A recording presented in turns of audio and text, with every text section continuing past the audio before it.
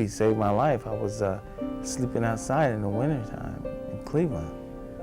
And I went to a recruiting office and I wanted to join the Navy, and it was like 2 days before Christmas, and they were like, you can come back after the holidays, we'll help you. And I explained my situation. They got me a room at the Holiday Inn, and they came back the following morning and took me to the Federal Building, and that night I was at Great Lakes. Inside, Antwone was very creative, and his way of expressing who he was through writing and painting. His mind was much broader or bigger than his surroundings. Well, a lot of people told him he couldn't do it. Nobody wants you. Nothing. Worthless. I hate you.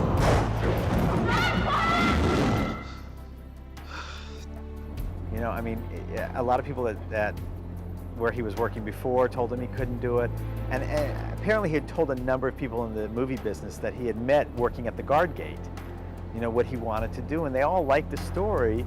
But everybody said, oh, well, I have a writer for this, and oh, I have a writer for, I have a writer that would be good. And they could not get their head around that this kid, which is what he was at the time, a wonderful, innocent kid, wanted to write his own life story. And it made no sense to me. Of course, who else would write it?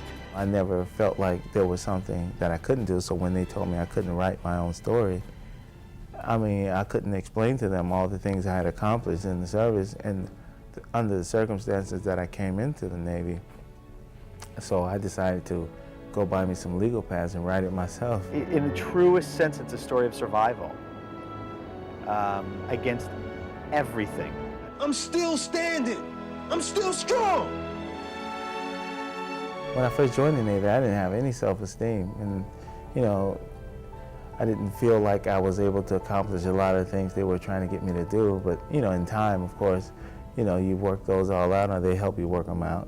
And then you wind up doing things you never thought that you could do. I talked to him the day he saw the film, first assemblage of the film, and he was speechless. I can only imagine what it must be like to be in his shoes, to see your life up there on the screen, and not just on the screen, but through books and the whole process. He's so humble also. He was always saying, like on the set or whatever, that he just couldn't believe that this is actually happening, but it is.